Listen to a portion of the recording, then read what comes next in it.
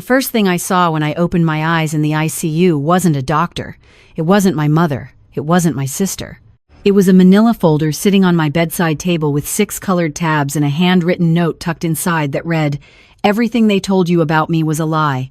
It was signed by my grandmother, the grandmother who supposedly hated us all. I could give you the whole resume. Sarah Nolan, 30 years old, paralegal at Hensley and Grant on the 7th floor of the IDS Center in downtown Minneapolis, eats lunch at her desk, hasn't taken a real vacation since 2020, drives a 2014 Chevy Malibu with a back window that hasn't closed properly since last October, which means every time it rains I get a nice little puddle on the back seat that I've started treating less like a problem and more like a water feature.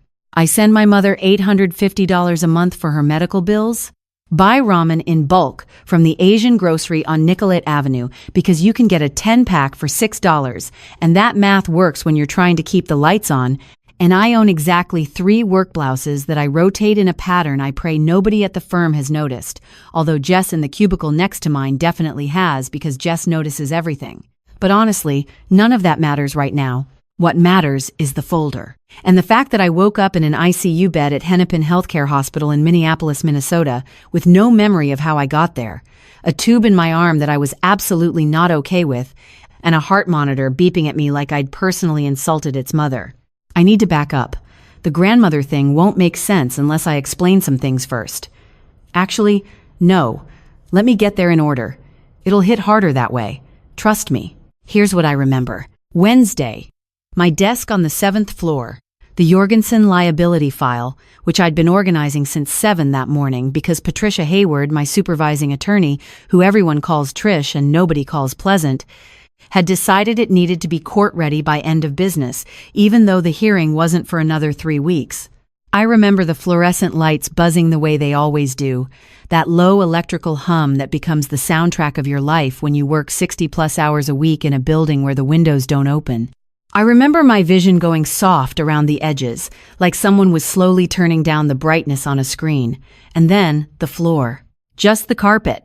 Gray and blue squares. Industrial. The kind that looks the same whether it's clean or disgusting. The kind they install in office buildings specifically because it hides everything, which, if you think about it, is a pretty solid metaphor for corporate America. And then, nothing. 3 full days of nothing. 72 hours of my life just gone, like someone hit fast forward on the most boring movie ever made, except apparently my body was the star and the plot was everything shuts down at once. When I opened my eyes, the room was wrong. Everything was beige and humming, and the air had that aggressive, sterile smell, like someone had bleached the concept of comfort out of existence. There was a window to my left showing a gray Minneapolis sky. Late March, that time of year when winter hasn't officially left but spring hasn't bothered to show up either, so the whole city just sits there looking exhausted and non-committal. Dirty snow melting on rooftops, slush in the gutters. The kind of sky that matches the inside of a hospital perfectly, which is probably why they build so many hospitals in the Midwest. A woman in teal scrubs was writing something on a whiteboard near the door. She had dark hair pulled back in a braid and the kind of calm, efficient energy that made me think she'd seen everything at least twice and was no longer impressed by any of it. She turned around, saw my eyes open, and said something about paging the attending physician. But all I could focus on was the fact that my mouth tasted like I'd been chewing on a battery, and that there was a manila folder on my bedside table that I had never seen before in my life. It was the kind of folder you buy at Office Depot in a pack of 12. Nothing special about it, except someone had added 6 colored tabs along the right edge, labeled A through F in neat, precise handwriting. Not printed labels, handwritten. The kind of careful lettering that belongs to someone who learned penmanship when penmanship was still a thing schools cared about, someone who takes notes like they're preparing court documents, someone who does not believe in sloppy margins. I didn't open it. Not yet. My hands weren't cooperating, and also, I was mildly distracted by the whole waking up in the ICU with no memory situation, which, if I'm being honest, really does demand a certain amount of your attention. But I saw the note, tucked just inside the front flap, the corner sticking out like it wanted to be found. Cream-colored cardstock, the kind they sell at Hallmark for $3.99. A handwritten message in that same careful script. Everything they told you about me was a lie. I never left. They pushed me out. I'll explain everything when you're ready. Love, Grandma V. Grandma V. Vivian Nolan. My grandmother. My grandmother, who, according to my mother, said terrible things about our family, turned bitter after my grandfather died, and chose to cut herself off from all of us because she was always difficult. And some people just are like that, and it's best not to dwell. My grandmother, who I hadn't spoken to in 3.5 years. My grandmother, whose absence I'd grieved like a small, quiet death that nobody else in my family seemed particularly bothered by. That grandmother. I stared at the note until the letters blurred. Then I stared at the ceiling. The tiles up there had tiny holes in them, hundreds of them, like someone had attacked each tile with a sewing needle as part of some industrial art project nobody asked for. I counted 17 holes in one tile before the woman in teal scrubs came back with a doctor, and the room got busy in a way that didn't leave much space for counting anything. But the folder stayed on the table, and the note stayed in my head. And somewhere between the blood draw and the oxygen check and the doctor using words I'd have to Google later, I realized that 3 full days had passed, and I had no idea who had been in this room, who had sat in that vinyl chair in the corner, or who had left a manila folder with 6 tabs and a message that was about to rearrange everything I thought I knew. 3 full days of nothing, and apparently, while I was gone, someone had been here the whole time. Her name was Carla Gutierrez. I learned that about 20 minutes after waking up, once the doctor had finished his assessment and left the room with the particular brand of brisk efficiency that says, "I have 11 other patients and a granola bar I haven't finished yet," Carla came back, checked the IV line, adjusted a dial on the monitor, and turned to me with a clipboard and the kind of face that said she was about to deliver news I wasn't going to enjoy. She was right. Severe dehydration, critically low potassium, stress-induced cardiac arrhythmia, which is a medical way of saying my heart forgot how to keep a rhythm because my body had been running on fumes and stubbornness for so long that it staged a full-scale revolt. And then she said the word malnutrition, and I almost laughed, because I live in America and I work full-time at a law firm with a Starbucks on the ground floor, and somehow, my body decided to respond the way bodies respond in documentaries about places where food doesn't exist. Malnutrition. At 30, in Minneapolis, with a direct deposit hitting my account every 2 weeks. 3 full days unconscious, Wednesday to Saturday. I'd missed Thursday, Friday, and most of Saturday, which in March in Minneapolis usually isn't much, but still. 3 days where the only thing keeping me alive was a medical team I'd never met and a heart monitor that refused to mind its own business. I asked if anyone had called, for me, while I was out. She said yes. The hospital had contacted my emergency contacts multiple times. I nodded like that was reassuring. Then I asked her to hand me the plastic bag in the bedside drawer. My phone was in there, powered down, screen cracked in the same corner it had been cracked in for 6 months because replacing it costs $120, and that's $120 I'd rather spend on groceries, which, given the malnutrition diagnosis, I apparently hadn't been doing a great job of anyway. I turned it on. Waited for the notifications. 19 missed calls from Jess Tran, my cubicle neighbor at Hensley and Grant, 5'2", anxious in a way that's both endearing and slightly exhausting, the kind of person who sends follow-up emails to her own follow-up emails. God bless her relentless, worried heart. 2 missed calls from the Hensley and Grant main line, which I assumed was either HR remembering I existed or Trish Hayward wondering where her Jorgensen file was. And then the number that mattered. 0. 0 from my mother, Christine Nolan. 0 from my father, Dennis Nolan. 0 from my sister, Brooke Nolan Kessler. 3 days unconscious in intensive care, and my family was batting a perfect 0. I called Mom first, voicemail. Called Dad, voicemail. Called Brooke, and her phone rang once, then cut straight to voicemail, which means she saw my name and pressed the red button. That's a different kind of voicemail. When someone doesn't answer, that's absence. When someone sees your name and actively rejects the call, that's a decision. You know the difference. 3 days in the ICU, and my family had chosen silence the way you choose a restaurant, deliberately, without much agonizing. Look, I knew I wasn't the favorite. That's not news. Brooke had been the favorite since she came out of the womb with clear skin and an instinct for making my mother feel like the most important woman in any room, which is Christine's primary emotional currency, and Brooke learned to trade in it before she could drive. I accepted that hierarchy somewhere around age 12, when my mother told me I should try being more like your sister after Brooke won a school talent show by lip-syncing to a Carrie Underwood song while I won nothing by existing quietly in the background, which is basically what I've been doing ever since. But I thought a medical emergency would at least bump me above Do Not Disturb. Carla came back around 6 that evening. She checked the IV, wrote a number on the whiteboard, and then paused. She had this look. If you've spent time around nurses, you know the one. It's the look they get when they're about to tell you something they've been debating with themselves about all shift, running the words back and forth like they're proofreading their own compassion. She told me my grandmother had been there every single night since I was admitted, 7 to 10, like clockwork. Sat in the vinyl chair in the corner, the one with the cracked armrest nobody had replaced. Held my hand. Talked to me even though I couldn't hear. Left when visiting hours ended. Came back the next evening and did it again. 8 nights. 3 hours each. My grandmother, Vivian Nolan, the woman who, according to the official Christine Nolan family narrative, said terrible things about all of us, turned bitter after my grandfather died, and chose to cut herself off because that's just the kind of person she is. That grandmother, here, every night, while my mother was, wherever my mother was, doing whatever she considered more important. I stared at Carla for probably 15 seconds. The monitor beeped. Somewhere down the hall, a call button went off and a different nurse answered it with the tone of someone who has answered 900 call buttons today, and this one will not be the one that breaks her. Then I said the only thing that made sense. Are you sure you have the right patient? Carla almost smiled. She pointed at the folder on the bedside table, the one with 6 colored tabs I hadn't opened yet. She said it was from her, from Vivian. That my grandmother had been keeping records, logging everything, vitals, doctor's notes, nurse updates, like it was her sworn duty. Like nobody else was going to keep track, so she appointed herself to the position and took it seriously the way only someone who spent 23 years as a court clerk could.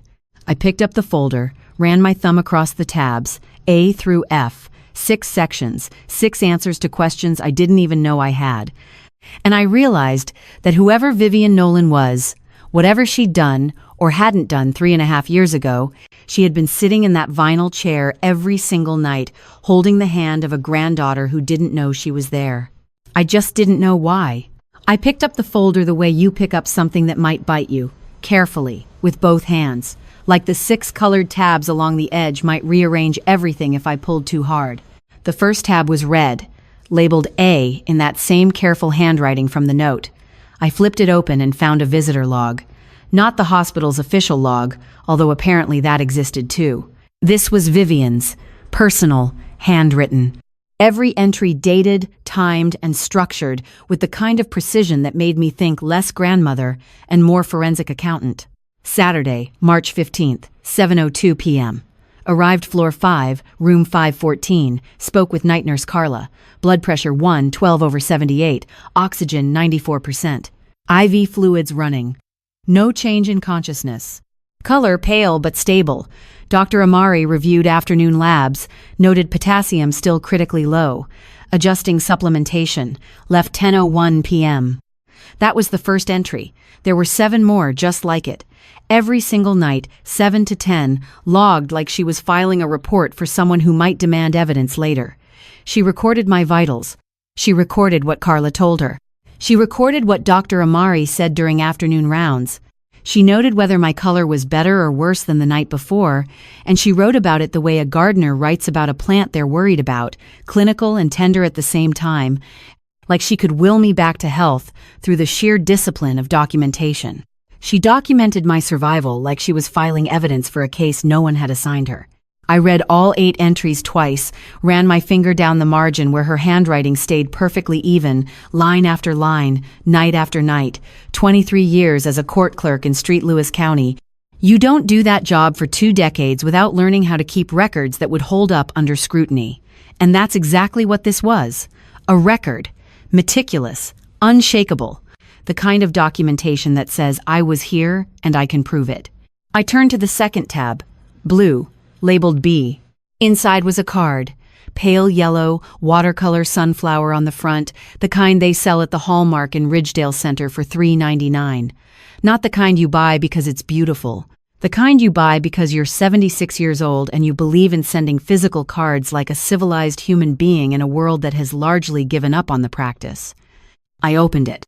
My sweet girl, I never stopped trying to reach you. They sent back every letter. I never left. They pushed me out. I'll explain everything when you're ready. Love, Grandma V. I'd read the short version of this message in the note, tucked inside the front flap when I first woke up, but this was the full version. And underneath the message, in slightly smaller handwriting, was a phone number, a Duluth area code, 218. Below the number, one line. Call me when you're alone, not when they're around. I read it 3 times. Then I turned the card over. Nothing on the back. Just the phone number and that single instruction, which sat in my chest like a stone someone had placed there very deliberately. They sent back every letter. What letters? Vivian had been writing to me? For how long? And who sent them back? The sentence assumed I knew things I absolutely did not know, and it opened a door in my head that led to a hallway full of other doors, each one with a question taped to the front, and no answers anywhere in sight. I never left. They pushed me out. They.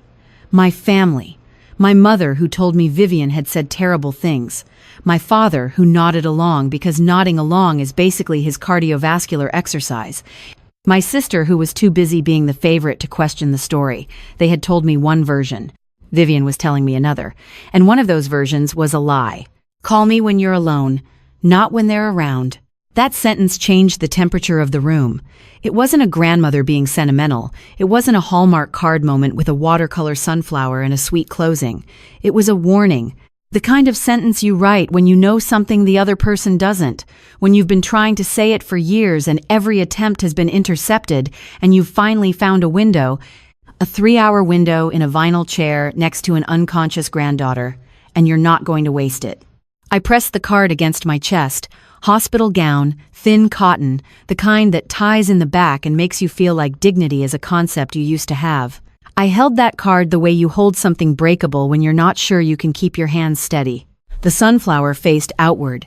Vivian's handwriting pressed against my heartbeat. I didn't understand yet. Not any of it.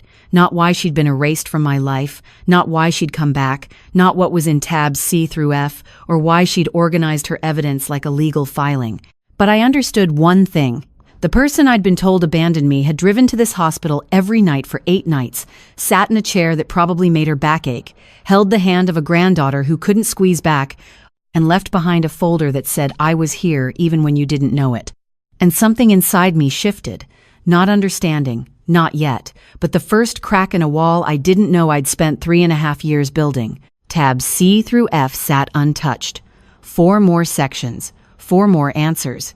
And that phone number on the back of a $3.99 Hallmark card, written in the handwriting of a woman who apparently had been trying to reach me for years. Not sentimental. A warning. And I was starting to understand why. I finally reached my mother on Sunday morning. She picked up on the 4th ring, which felt generous by recent standards. There was noise in the background. Music, laughter, the clink of glasses, the particular acoustics of a large room with high ceilings and too many people trying to impress each other. It sounded expensive. It sounded like somewhere I'd never been invited. They were in Nashville. All 3 of them.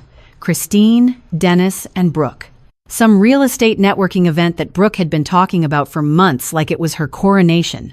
Brooke had gotten her real estate license 8 months ago and had yet to close a single transaction that generated actual profit, but she'd been attending conferences and networking brunches and posting photos of herself in blazers with captions like, "Building my empire one handshake at a time," which is the kind of thing that sounds inspiring until you realize the empire is entirely funded by someone else and the handshakes haven't produced a single commission check. But I didn't know that part yet, not then. Christine was breezy. That's the word. She used the same tone she uses when she's returning a blouse at Nordstrom Rack and wants the cashier to know she's being very reasonable about the whole situation. Light. Controlled. The vocal equivalent of a woman who has already decided this conversation will be short. "The hospital said you were stable," she told me. "Brooke's event has been planned for months. We couldn't just cancel." She said, You understand, honey, the way people say no offense right before they say something that is 100% offensive, and they know it, and I swallowed it. Because that's what I do. That's what I've always done. My entire digestive system at this point is just years of swallowed feelings and microwaved ramen and the quiet hope that one day being agreeable would be enough to make someone in my family actually show up. It wasn't a long call. Christine had places to be, people to smile at, a daughter to support, just not this daughter. She told me to rest and drink fluids, which is the kind of medical advice you give someone with a headache, not someone who was clinically malnourished and unconscious for 3 days. But I suppose specificity wasn't the goal. The goal was to wrap this up before the mimosas got warm. After we hung up, I sat with the phone in my lap for a while. The monitor beeped, the IV dripped.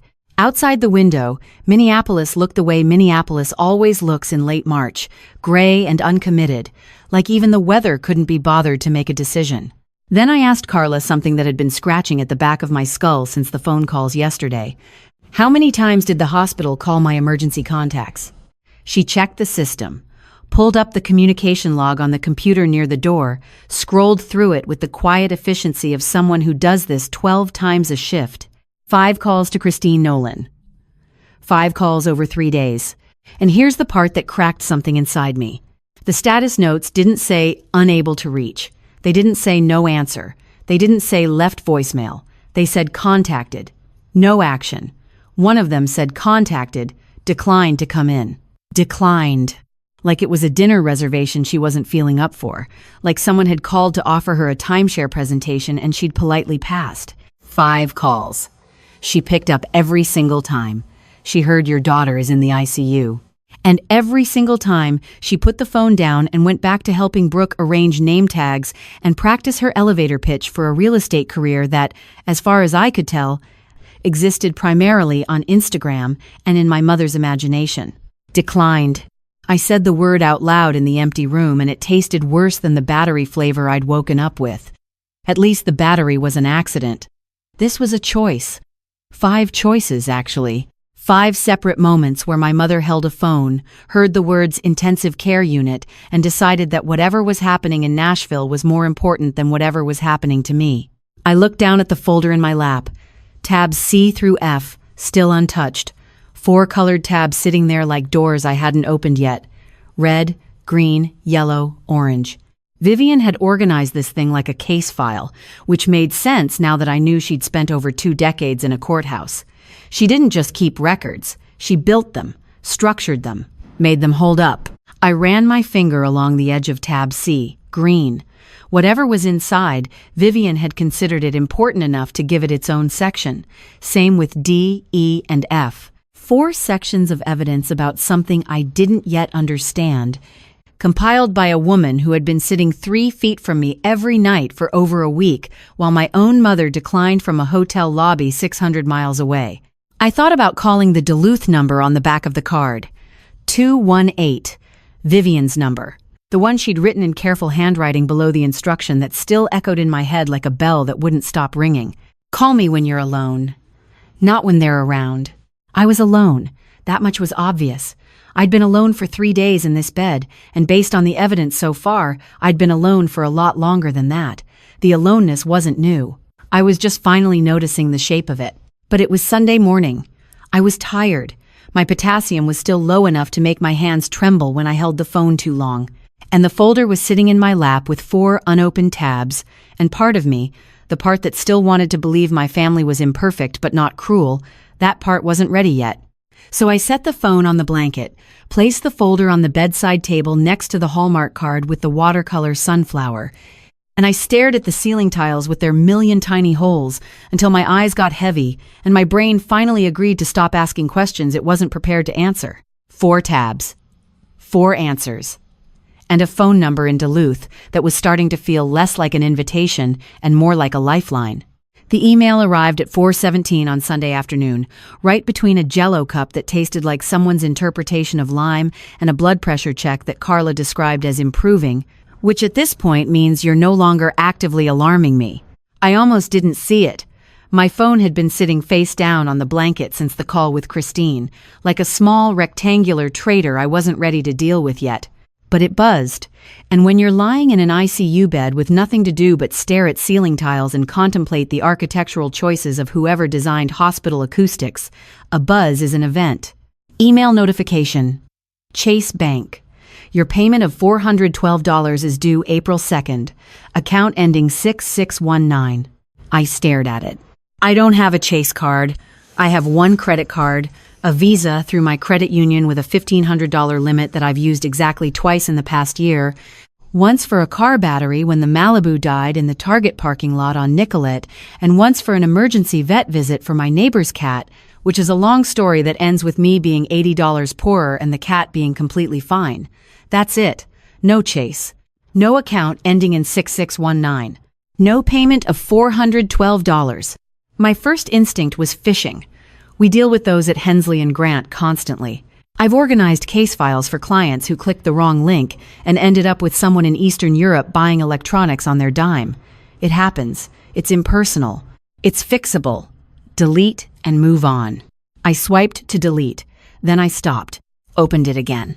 It had my legal name. Not dear valued customer. Not dear cardholder. Sarah Nolan. My actual email address. A real account number. A payment history link that looked legitimate enough to make the hair on my arms stand up, which is saying something because the ICU kept the temperature at roughly the same level as a meat locker.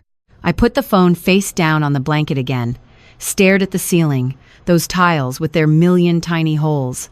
I counted holes in one tile, then another, then a third, until I ran out of reasons not to pick the phone back up. Someone had opened a credit card in my name. My brain immediately offered the safe explanation. Random identity theft, data breach. Some stranger bought my social security number off the dark web for $8 and went on a shopping spree. It happens to thousands of people every year. I've seen the files. I've organized the paperwork. This was random, impersonal. A Tuesday afternoon phone call to the fraud department and a new card number and it's over. And this thought crept in sideways, like water sliding under a door you thought was sealed. Brooke, who always needed money but never seemed to run out. Brooke, who once borrowed my debit card for what she called an emergency that turned out to be a $200 order of Korean sheet masks and a subscription to a meditation app she used exactly once. Brooke, who knew where the family filing cabinet was. The one in the basement of the house on Birchwood Lane with all our social security cards and birth certificates in a manila folder labeled important in Christine's handwriting. Or worse, not Brooke acting alone. Christine, who handles all the financial stuff, as Brooke would say. Christine, who has distinctive capital letters. Christine, whose handwriting I'd know anywhere because it labeled every Tupperware in the family fridge for 30 years. I needed to call. Not Vivian, not yet. The bank first, facts first. That's what they taught me at the firm. Emotions make arguments. Evidence wins them. I dialed Chase customer service, which required navigating an automated phone system that was clearly engineered by someone who fundamentally despises human connection. Press 1 for English. Press 3 for account services. Press 4 for billing. Enter your card number. Enter the last 4 of your social security number. Enter your date of birth. Now wait 14 minutes while we play hold music that sounds like a clarinet having an existential crisis. When a real human finally answered, a woman named Denise, with the steady patience of someone who has explained the same thing 11,000 times and somehow hasn't lost her mind, she verified my identity and pulled up the account. The balance was $19,400. I asked her to repeat that. She did. $19,400. Opened 2.5 years ago. Monthly minimum payments made on time, every single month, like clockwork. Billing address, 2841 Birchwood Lane, Edina, Minnesota. My parents' house. I thanked Denise, hung up, dropped the phone between the bed rail and the mattress, and spent approximately 60 seconds fishing it out with fingers that would not stop trembling, which was not ideal because I was still connected to a heart monitor that was very eager to report any emotional disturbance to the nursing staff. $19,400. On a card I never opened. Billed to the house where I grew up, where someone had been making minimum payments for 30 months like they were watering a plant. Regularly, quietly. So it kept growing without attracting attention. This wasn't random identity theft from a data breach. This wasn't some stranger in a basement. This was a billing address where I'd eaten Thanksgiving dinner. This was 30 months of minimum payments. This was maintenance. Someone was maintaining this account the way you maintain a filing system, deliberately, methodically, so it runs without anyone noticing. I organize discovery documents for fraud cases. That is literally my job. I know what a paper trail looks like. I know how financial abuse builds over time, in small charges and automatic payments and billing addresses that belong to people you trust. And this paper trail led straight to my mother's kitchen counter. I picked up the folder from the bedside table, tabs C through F, 4 sections I still hadn't opened. And my hands, the ones that organize evidence for other people's cases every single day, wouldn't stop shaking. I dialed the number on the back of Vivian's card at 9:14 that evening. I know the exact time because the clock on the wall across from my bed had become the only thing in this room that didn't beep, drip, or judge me, and I'd been staring at it for 47 minutes, trying to convince myself to pick up the phone. The hallway had gone quiet. Night shift. Carla was somewhere down the corridor doing rounds, and the only sound in the room was the monitor keeping its steady, irritating tally of my heartbeat, like a referee who refuses to stop counting. 218, Duluth area code. I pressed call before my brain could talk me out of it. She answered on the second ring. There was a pause. 3 seconds, maybe 4. The kind of silence that doesn't feel empty. The kind that feels full, pressurized, like it's been building behind a door for years, and the hinges just gave out. And then she started crying. Not loudly, the quiet kind, the kind that sounds like it's been sitting in someone's chest for 3.5 years, packed down tight, waiting for exactly this moment to finally push its way out. It wasn't dramatic. It wasn't performative. It was the sound of a 76-year-old woman hearing her granddaughter's voice for the first time since she was erased from her own family, and it was the most honest sound I'd heard since I woke up in this bed. She said my name. Just my name. Sarah. Like she was confirming to herself that this was real. Then she said she'd been trying to tell me for 3.5 years. And then Vivian told me a story that rearranged every memory I had, like someone picked up a snow globe and shook it until nothing was where I left it. 3.5 years ago, almost to the month, Vivian had stopped by my parents' house in Edina unannounced. She was dropping off a birthday present for me, a Target gift card and a pair of wool socks, because that's what grandmothers do. They give you socks and you pretend to be surprised, and secretly you're thrilled because good socks are expensive and no one in their 20s budgets for them. Christine wasn't home. Dennis was asleep on the couch with ESPN on, which is basically his factory setting. The man has 2 modes, asleep with ESPN and awake but wishing ESPN was on. Vivian went to leave the present on the kitchen counter, and she saw it. A credit card application, spread out next to the microwave, my full legal name, my social security number, my date of birth, all of it filled in. In Christine's handwriting, Vivian recognized the handwriting immediately. Not because she's a detective, because Christine has very distinctive capital letters. She writes her N's with a little flourish at the end, a small upward curl that she probably thinks is elegant, and that Vivian described to me as the handwriting equivalent of a woman who puts on lipstick to check the mail. 23 years as a court clerk. You learn to read handwriting the way other people read faces. Vivian confronted Christine the next day. Not by phone, in person. Drove the 2.5 hours from Duluth to Edina, sat at the kitchen table, and laid it out. She asked why Christine was filling out a credit card application with her daughter's personal information. Christine denied it. Then she got angry. Then she got Dennis involved, which is less of a strategic move and more of a reflex, like pulling a fire alarm that's already broken. Dennis did what Dennis does. He stood in the corner and agreed with whoever was louder, which was Christine, because Christine is always louder. Within 1 week, 1 single week, the entire family narrative shifted. Vivian was toxic. Vivian was bitter after Grandpa Frank died. Vivian said terrible things about all of us. Vivian chose to leave. That's the story Christine built, and she built it fast, the way you build a wall when you know someone's about to look through the window. Nobody told me what Vivian actually said. Nobody told me what she actually found on that kitchen counter next to the microwave. They just told me she was gone, and I believed them, because why would I question my own parents? You don't audit the people who raised you. You don't cross-examine your mother over Thanksgiving turkey. You just accept the story and grieve the loss and move on, which is exactly what I did. I cried for weeks after Vivian disappeared.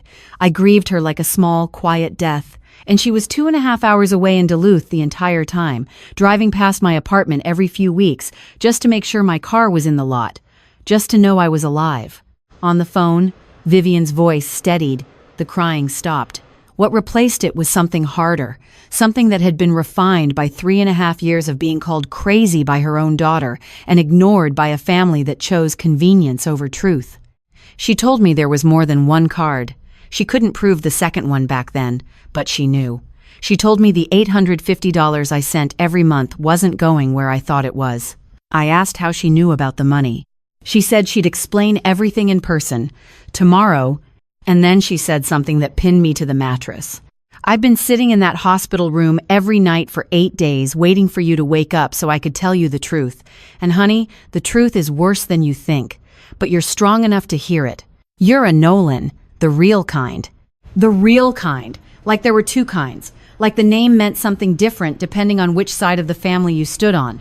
I hung up, put the phone on the blanket, pulled the thin hospital sheet up to my chin and lay there staring at the ceiling tiles with their million tiny holes, while my brain tried to reorganize 30 years of family history with one new fact at the center.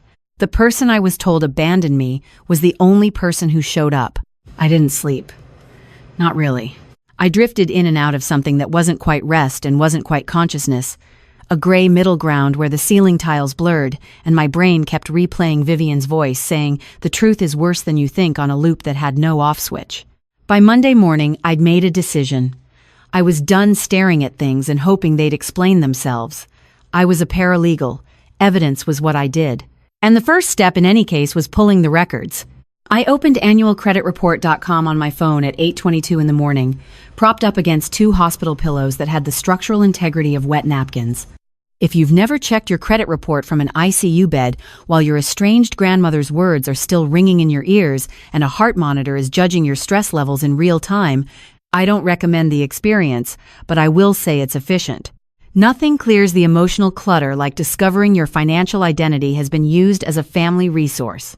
The Chase account was there, account ending 6619, $19,400. Expected. I'd already spoken to Denise about that one. And underneath it, like a second punch you don't see coming because you're still recovering from the first, Citibank, account ending 3347. Balance, $12,000. Opened 18 months ago. Billing address, 2841 Birchwood Lane, Edina, Minnesota.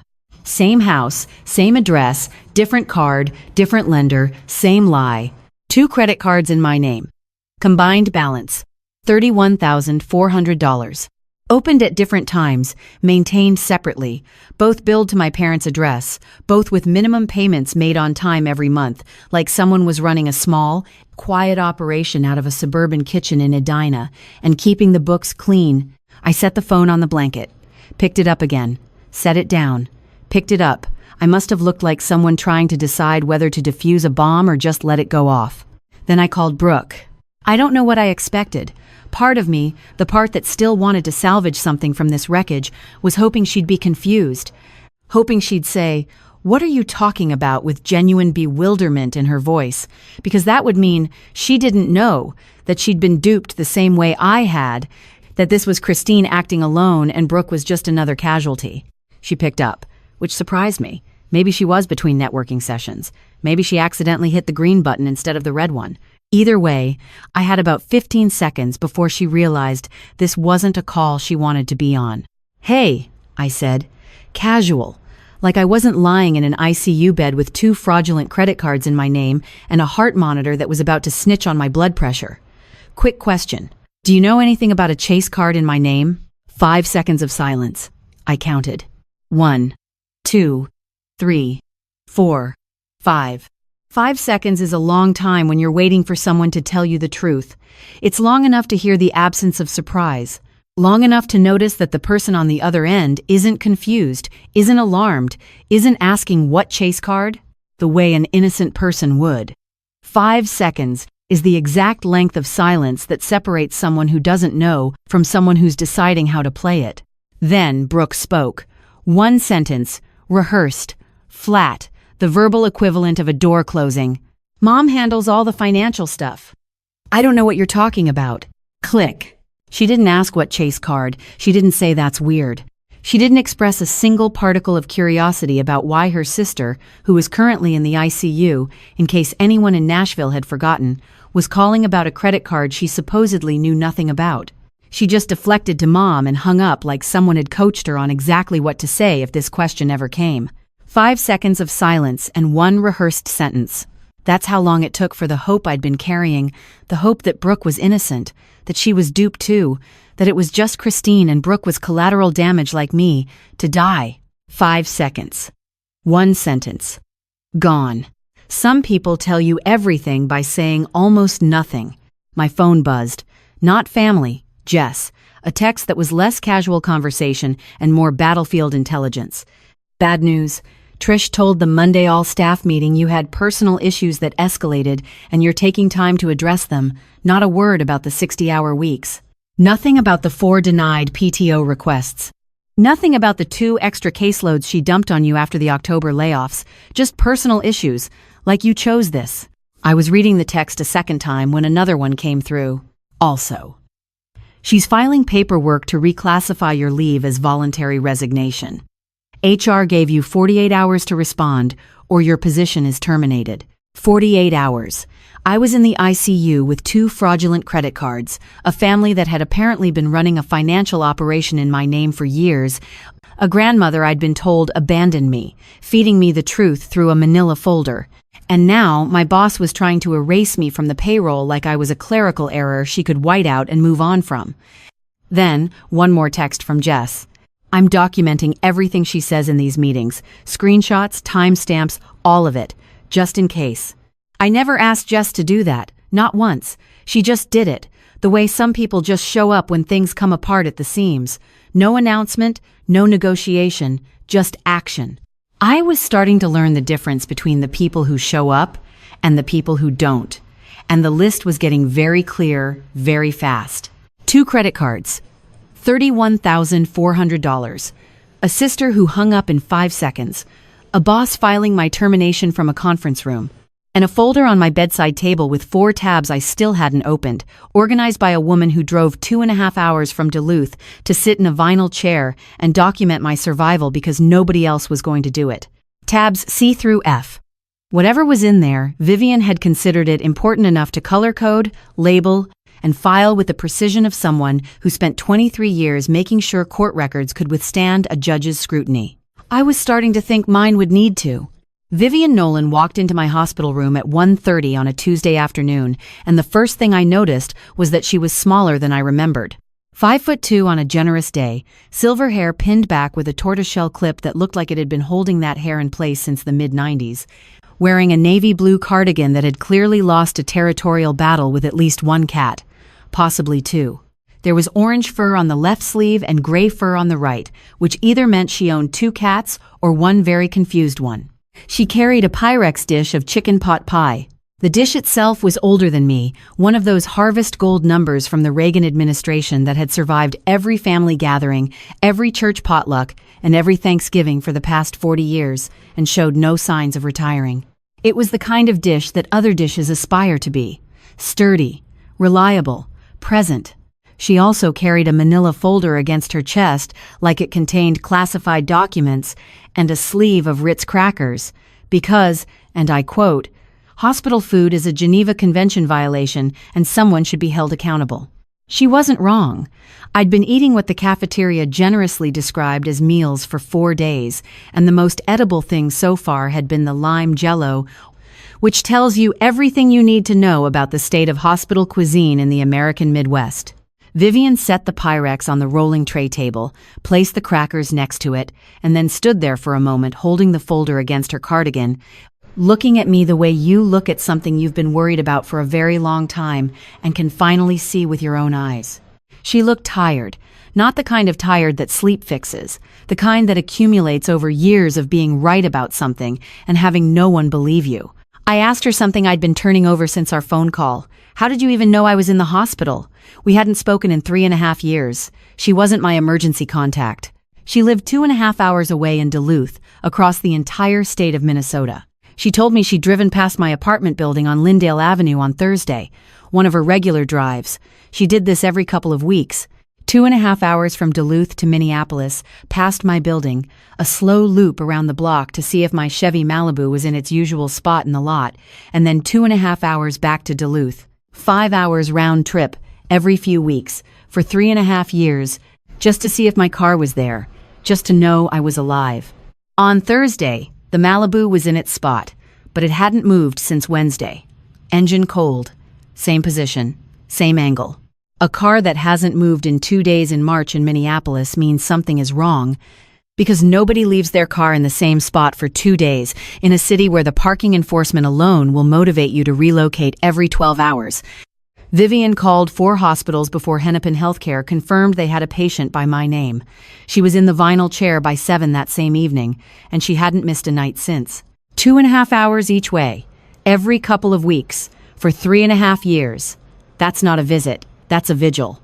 That's a woman who refused to lose her granddaughter even after her own daughter told the whole family she was gone. I was still processing that when Vivian sat down in the vinyl chair, her chair, the one she'd apparently claimed as personal property over the past 9 nights, and opened the manila folder to tab C. Green tab. She flipped to it with the practiced efficiency of someone who had organized this material in advance and knew exactly where everything was. Court clerk habits. 23 years of filing motions and indexing depositions had turned Vivian Nolan into the kind of woman who could locate a specific document in a stack of 500 without breaking eye contact. Tab C. Medical records, Fairview Health Services letterhead. Christine's knee surgery. It happened. That part was real. 3 years ago, a partial knee replacement at Fairview in Edina. The surgery was legitimate. The recovery was legitimate. The physical therapy bills were legitimate. What wasn't legitimate was the story that came after. Vivian laid the statement on the bed between us. Insurance had covered 85% of the total cost. Remaining balance, $4,200. And there, in black and white, a paid-in-full stamp, dated February 23, 2023. Paid. In full. Over 2 years ago. Every dollar I sent after that, $850 a month, 30 months, went into an account that had nothing to do with a knee, a surgery, a recovery, or a physical therapy appointment. $25,500 for a medical bill that no longer existed. Vivian watched me do the math. She didn't rush. She didn't dramatize. She just sat in her vinyl chair with her hands folded over the folder and let the numbers speak for themselves, which is exactly what numbers do when you organize them properly. Then she said something that landed like a brick wrapped in velvet. Now ask me about the knee, because that knee is doing just fine. I saw your mother doing hot yoga at Core Power in Edina 6 months ago. Downward dog, full warrior sequence. That knee has made a miraculous recovery. $25,500. For a medical bill that had been settled before I'd even started most of my payments. And Christine looked me in the eye every Thanksgiving and said, "Daddy and I really appreciate you helping with my recovery, honey." While serving turkey on plates I probably paid for, while I ate ramen 4 nights a week and told myself I was being a good daughter, I stared at the Fairview statement until the numbers blurred. Then I looked up at Vivian, who was watching me the way you watch a pot that's getting very close to boiling over. She reached for the next tab. Yellow, tab D. She wasn't done. And neither was the folder. Tab D. Yellow. Joint account statements. Vivian pulled the pages out and laid them on the blanket between us with the quiet precision of someone presenting evidence at a deposition. No commentary, no editorializing. Just paper and numbers and the kind of silence that says the documents will do the talking. It was a checking account at Wells Fargo. 2 names on it, Christine Nolan and Brooke Nolan Kessler, opened 4 years ago. And running down the left column of the monthly statements, in tidy rows that lined up like soldiers, were deposits. Regular deposits. The same amount, the same date, every single month. $850. Matching my transfers. To the penny. On the same dates I hit send on my banking app, the same amount appeared in this joint account like a mirror image.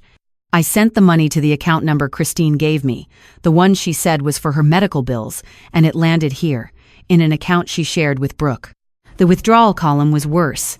Zelle transfers to an account labeled Brooke NK. Monthly, sometimes twice a month. Amounts ranging from $400 to $1,200. Brooke's apartment rent in the North Loop neighborhood of Minneapolis, $1,400 a month. Kyle Kessler's car payment, which I didn't even know was a thing that existed in the ecosystem of my stolen finances. And a category that the statement simply labeled as business expenses, which, when Vivian cross-referenced the corresponding charges, turned out to be lunches at restaurants I'd never been to, staging materials that were actually furniture for Brooke's apartment, and a $300 photography session for her real estate headshots that she posted on Instagram with the caption, "Investing in yourself is the best ROI," which is a sentence that hits differently when you find out the investment came from your sister's grocery budget. My $850 a month wasn't helping my mother recover from knee surgery. It was funding my sister's lifestyle, her rent, her husband's car, her pretend business. All of it funneled through a joint account that Christine managed like a bookkeeper running a small family enterprise, except the enterprise was fraud and the product was me. Vivian let me sit with that for a moment. Then she turned to tab E. Orange. This was the credit card breakdown. And this was where it got personal, in a way that made me want to throw the Pyrex dish through the window, which I didn't do, because that Pyrex has survived 4 decades and it deserves better than my rage. Chase card. Account ending 6619, $19,400. Vivian had pulled itemized statements, which I hadn't been able to get from Denise on the phone. The charges told a story. 14 months of charges, starting 20 months ago, building gradually. The way you build a credit balance when you're planning something big and you need the limit to stretch. Brooke's wedding. The venue. A restored barn in Stillwater, Minnesota, that rents for $4,800 on weekends. The dress, $2,200 from a bridal boutique in Wayzata. The photographer, $1,800. Flowers, $900. Catering deposit, $2,100. Honeymoon flight and hotel deposit for Cancun, $3,200. Miscellaneous charges I couldn't identify, but that probably involved things like calligraphy for the place cards and custom cocktail napkins that said Kyle and Brooke Forever in gold foil. Total wedding-related charges on the Chase card in my name, approximately $18,000. My sister got married in a venue I paid for. She wore a dress I financed. She was photographed by a photographer whose invoice went on my credit. She honeymooned on a beach in Mexico, funded by my overtime hours at a law firm, where I organized other people's evidence while my own life was being looted. I wasn't invited to the wedding. I'm going to let that sit for a second because I think it needs the space. Citi card. Account ending 3347, $12,000. This one was Christine's project. Vivian turned the pages and pointed to a series of charges from a place called Adina Aesthetics. I didn't recognize the name. Vivian did. She looked it up. Botox, fillers, chemical peels. A series of appointments spanning 18 months, totaling just under $9,000, all charged to a credit card in my name. My mother was getting her face professionally maintained on my credit while I skipped dentist appointments because the $45 copay was $45 I needed for gas. And then one charge that stopped me cold, $340 at a place called Lash and Brow Collective. I didn't know what that was, Vivian told me. It's an eyelash extension salon, $340 for eyelashes, on a credit card in my name, while I bought mascara at Target for $7.99 and considered it an indulgence. While I wore the same 3 blouses to work and kept a blanket in the back seat of my Malibu because the window wouldn't close and I couldn't afford to fix it. $340 for eyelashes that aren't even hers, and I can't afford to see a dentist. This has nothing to do with the story, but the chicken pot pie was incredible. Golden crust, actual vegetables, chunks of chicken that tasted like someone had spent real time making it. It was the first meal in 5 days that I didn't have to force down, and I almost cried, which is a ridiculous reaction to poultry in a pastry shell, but I think by that point, my body had forgotten what it felt like to eat something made by someone who was actually thinking about me when they made it. Okay, back to the math. I opened the calculator app on my phone, like the total might be different if a machine confirmed it instead of my brain. Chase card, $19,400. Citi card, $12,000. 30 months of fake medical bill payments at $850 a month, $25,500. Grand total, $63,400. on a salary of $71,200 a year. I stared at the screen, did the division. 89%. 89% of my annual income. Redirected, stolen, spent on weddings and Botox and eyelash extensions and apartment rent and car payments and business expenses for a real estate career that had never generated a single dollar of actual revenue.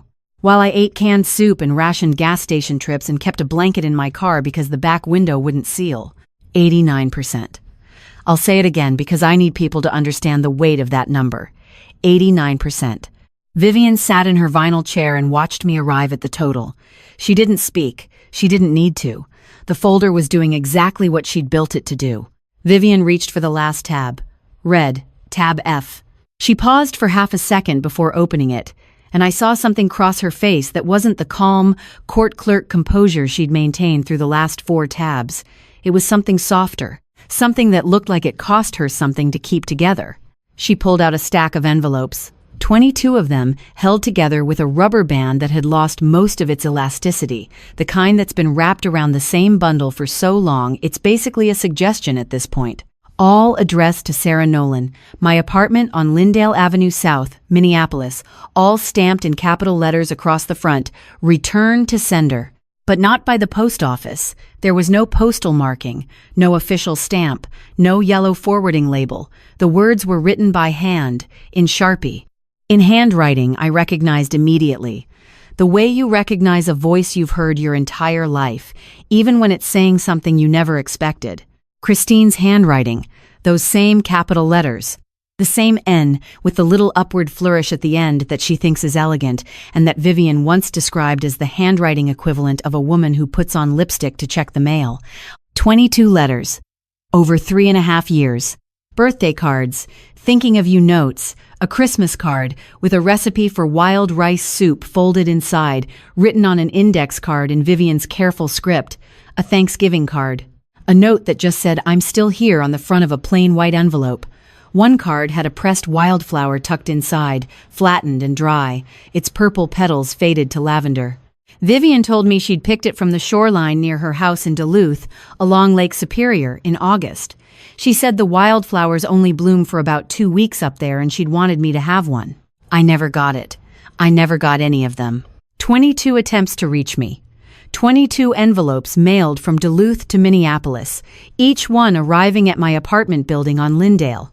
Each one intercepted before I ever opened my mailbox, and each one sent back with a Sharpie and a steady hand. I asked the only question that mattered. How? Vivian didn't flinch. She said Christine had a key to my apartment, had for years. Christine told me once, years ago, that she liked to stop by and tidy up when I was at work. I thought it was a nice gesture. A mother looking after her daughter's apartment, wiping down the counters, maybe watering the one plant I owned that was slowly dying anyway because I kept forgetting it existed. That's not tidying. That's surveillance with a dust cloth. That's a woman with a key and a motive, sorting through her daughter's mail, pulling out anything with a Duluth return address, and sending it back before I ever knew it existed. 22 times. Over 3.5 years. Methodically, deliberately, the way you maintain a lie, one intercepted envelope at a time. One of the envelopes near the bottom of the stack was thicker than the others. I opened it carefully, the way you open something when your hands are shaking and you're trying not to let anyone see. Inside was a photograph. Lake Superior at sunset.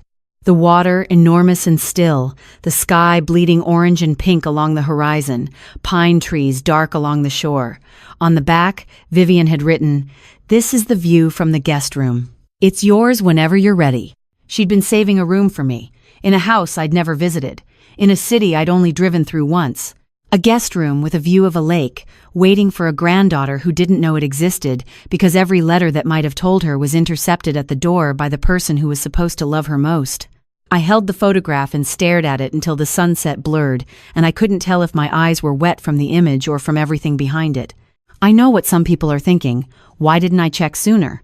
Why didn't I pull the credit report years ago, verify the surgery, question where the $850 was going, look into why my grandmother suddenly vanished from my life without a word? Why didn't I audit my own family the way I audit case files at the firm? And honestly, that's a fair question. I've asked it myself about 400 times since waking up in this bed. The answer is because I loved them. And when you love people, you don't subpoena them. You don't run their bank statements through Discovery. You don't cross-examine your mother over Thanksgiving dinner. You just trust. You hand over $850 a month because your mom says she needs it for her knee, and you picture her at physical therapy, and you feel good about helping, and you eat ramen for the fourth night in a row and tell yourself this is what good daughters do. That's how it works. Until it doesn't. Carla spoke from the doorway. She'd been standing there, how long, I don't know, but long enough to have heard at least part of it.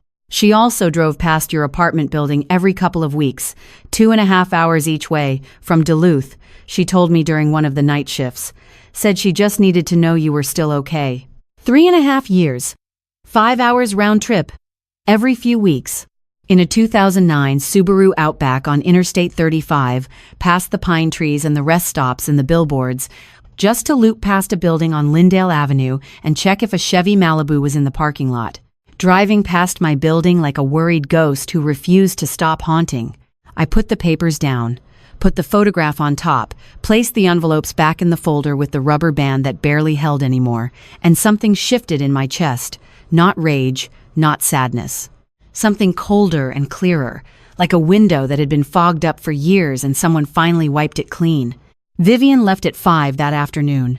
She placed the folder on the bedside table with the tabs facing out, squeezed my hand once, and told me she'd be back in the morning with more crackers and whatever else she could fit in the Subaru. I watched her walk down the hallway, 5'2", navy cardigan, tortoiseshell clip, moving with the careful steadiness of a woman who had just handed her granddaughter a bomb made of paper and was trusting her to survive the blast. The room got quiet. Carla checked my vitals at 6, again at 8, again at 10. Each time she looked at me a little longer than necessary, the way you look at someone when you can see the storm building but you know there's nothing you can do to stop it. I fell asleep around 11, woke up at 2:47, and that's when my brain decided to become a forensic accountant. The room was dark except for the monitor glow, which turned everything that sickly blue-green color that makes you look like a character in a submarine movie. The kind of light that doesn't illuminate anything so much as it reminds you that you're underwater, which, emotionally speaking, was accurate. I picked up my phone, opened the calculator app, like I needed a machine to confirm what my brain had already computed 6 hours ago, like the total might change if I ran it one more time. Like math works differently at 3 in the morning in an ICU bed when you're hoping the numbers will rearrange themselves into something that doesn't destroy you. They didn't. $63,400 divided by 71,200, 89%. I'm going to say this out loud because I need people to understand the weight of what that number means when you attach it to a life. 89% of my annual income was taken from me by my own family while I lived like someone who couldn't afford to live. I skipped a dentist appointment last October because the copay was $45, and I needed that $45 for gas to get to work so I could earn the money that was being funneled into a joint account at Wells Fargo so my sister could pay rent on an apartment in the north. Lupe and my mother could get Botox in Edina. I bought mascara at Target for $7.99 and stood in the aisle for 2 minutes deciding if it was worth it. 2 minutes. For $8. Meanwhile, $340 was being charged at Lash and Brow Collective for eyelash extensions on a credit card that had my name on it and my mother's vanity attached to it. I kept a blanket in the back seat of my Malibu because the window wouldn't close, and the repair estimate was $280, which might as well have been $280,000 for all the room it had in my budget. I wore the same 3 blouses in rotation. I bought ramen in bulk. I turned the heat down to 62 in January because the utility bill was $58 more than I could handle that month. And while I was doing all of that, being a good daughter, being reliable, being the one who shows up and sends the money and doesn't ask questions, my sister was getting married in a $4,800 barn in Stillwater and honeymooning in Cancun on a credit card with my social security number on the application. I started laughing. I know that sounds wrong, but I did. This shaky, airless laugh that had no humor in it whatsoever. The kind of laugh that comes out when your brain hits a wall and can't decide whether to collapse or combust, so it does both at the same time. Because what else do you do when you find out your entire family has been treating you like a self-replenishing bank account with a heartbeat and a direct deposit? And then I wasn't laughing anymore. It hit like a wall. not a wave, a wall. Solid, flat, no warning. The kind of crying that doesn't build gradually, that doesn't start with a lump in your throat and work its way up. It just arrives, full force. Like someone opened a door that had been sealed shut for years and everything behind it came out at once. The ugly kind. The kind where your face does things you didn't authorize and you're making sounds that would embarrass you in any other context. My shoulders shook. My hands wouldn't stop. The heart monitor, that relentless little tattletale, picked up the spike immediately and started beeping like it had been waiting for this moment all week. Carla came in at a run, took one look at me, silenced the alarm with one hand, and then, without asking a single question, without checking a chart or paging a doctor or doing anything clinical at all, she sat on the edge of the bed. Just sat there. She'd been a nurse for 11 years. She'd seen this before. She knew the difference between a medical event and a human one, and this was the human kind. The kind where no medication helps and no chart explains it, and the only treatment is someone being in the room who doesn't need you to explain why you're falling apart. I paid for all of it. I said it through whatever my face was doing, through the sounds I couldn't control, through the monitor still clicking in the background like a metronome keeping time on the worst night of my life.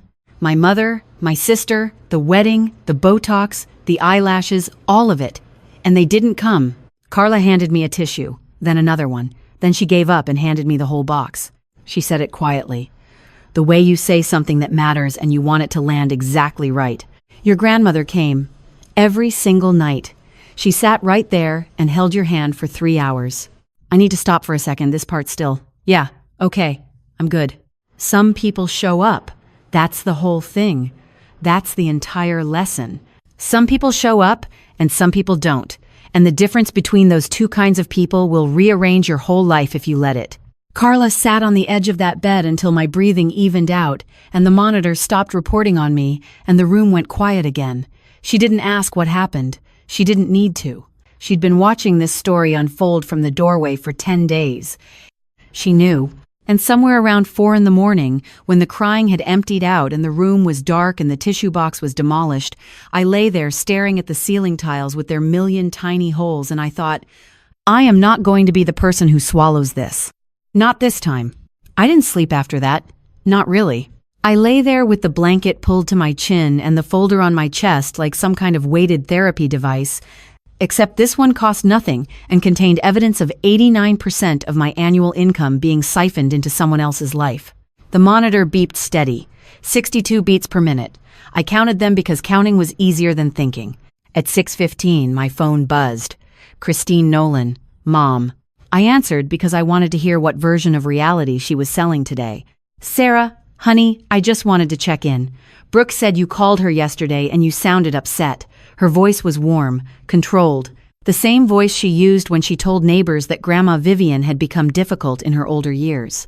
The same voice that could make a lie sound like a lullaby. I'm in the ICU, Mom. I know, sweetheart, and I've been meaning to get down there, but your father's back has been acting up, and Brooke's got that conference in Nashville, and you know how it is. I did know how it was. That was the problem. The doctors say you're stable, she continued. I'll try to come by Thursday, maybe bring you some of that soup you like. Thursday. It was Tuesday morning. My mother lived 47 minutes away in Edina, and she was penciling me in like a dental cleaning she kept rescheduling. I wanted to say something sharp, something that would crack the performance wide open. But I didn't. Because I had 6 tabs and a grandmother who had been building a case for 3.5 years, and I was not going to blow it on a Tuesday phone call when my potassium was still being monitored through an IV. Thursday works, I said. Perfect. Love you, honey. She hung up before I could respond. Which was fine, because I wasn't going to say it back. At 7:45, Jess Tran called. Not texted, called, which meant it was serious. Okay, so Trish held another team meeting this morning, Jess said, her voice low like she was cupping the phone near the break room vending machines. She told everyone you're on extended personal leave and she's redistributing your caseload. But here's the thing. I pulled up the internal system and your status isn't listed as medical leave. It's listed as voluntary separation, pending. Sarah, she's trying to make it look like you quit. Voluntary separation. 2 words that sounded cooperative and professional and were neither. In the paralegal world, I had seen this exact move in employment disputes. You don't fire someone while they're hospitalized because that looks terrible in discovery. Instead, you reclassify their absence, shift the paperwork, and by the time they're conscious enough to check, their badge no longer works. Clean, efficient, plausibly deniable. How long do I have? Sheila in HR said the paperwork goes final Friday at 5 unless you contest it in writing.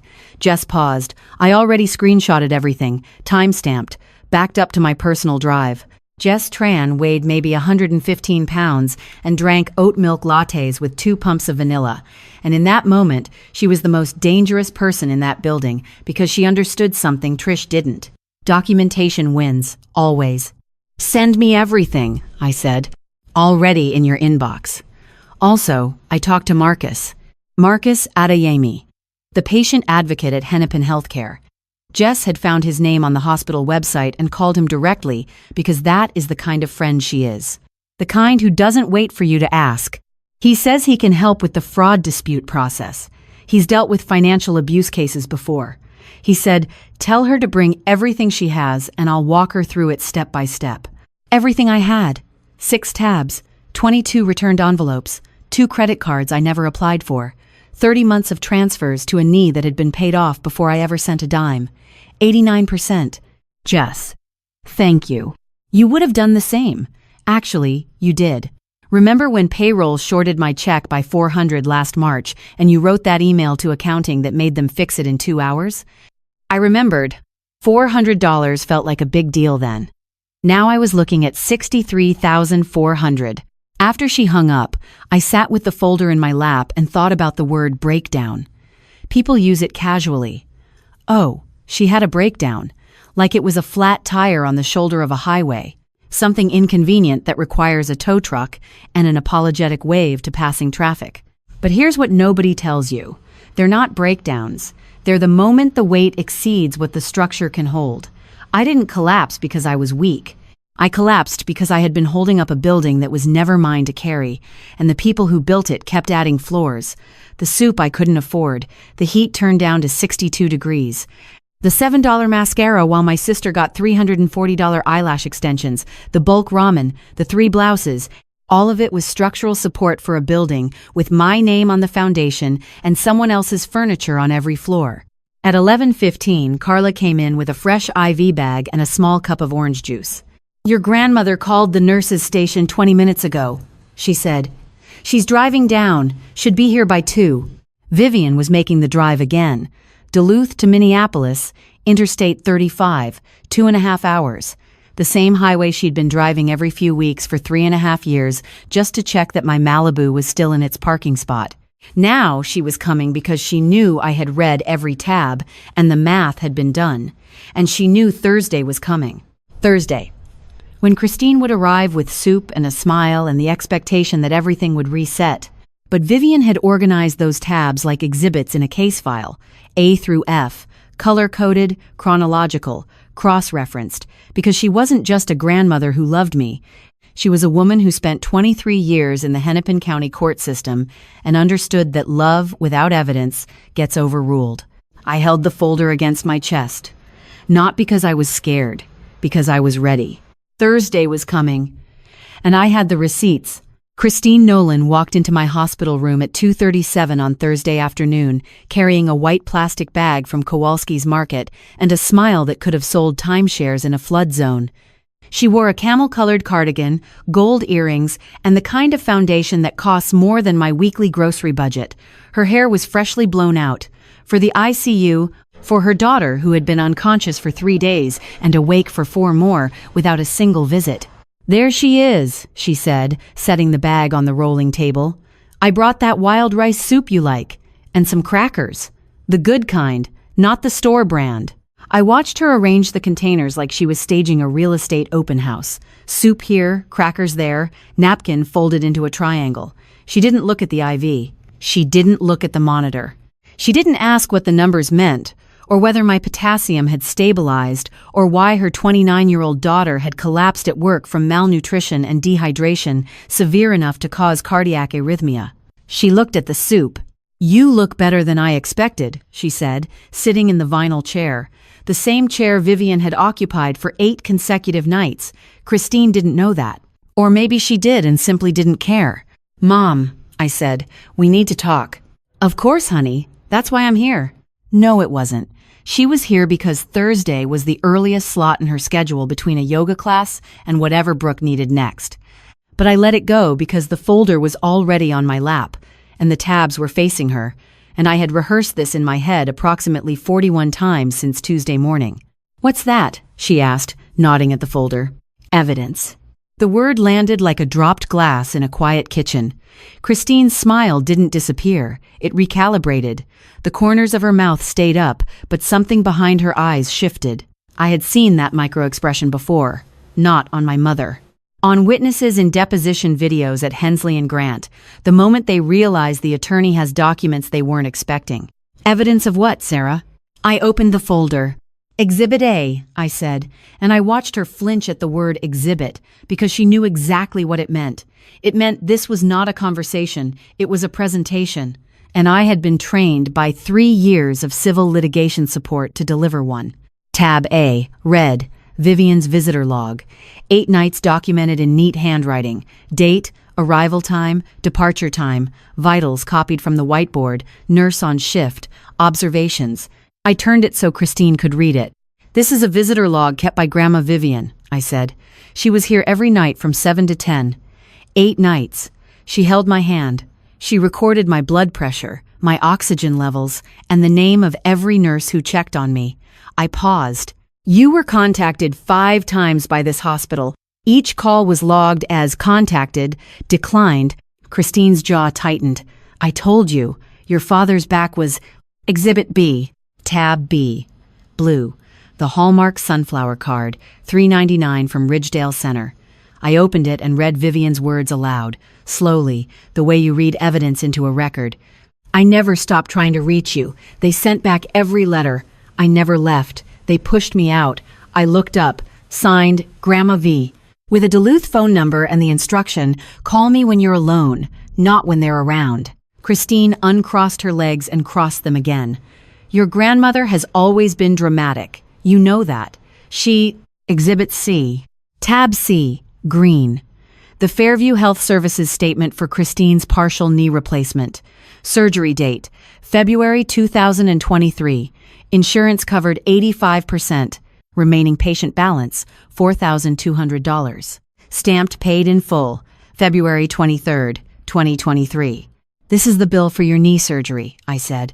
"Paid in full over 2 years ago, but I've been sending you $850 every month for 30 months. That's $25,500, Mom, for a bill that hasn't existed since the month it was issued." The room was quiet. The monitor beeped, 64 beats per minute. Carla was somewhere down the hall, but she had told me earlier she would stay within earshot, not because I asked, because she had been a nurse for 11 years and she knew what Thursday was. Christine leaned forward slightly. "Sarah, you don't understand the full picture. There were other medical expenses. Copays, prescriptions, physical therapy that insurance didn't..." $25,500 in physical therapy copays? She stopped. The soup sat untouched on the rolling table. The crackers were still in the plastic sleeve.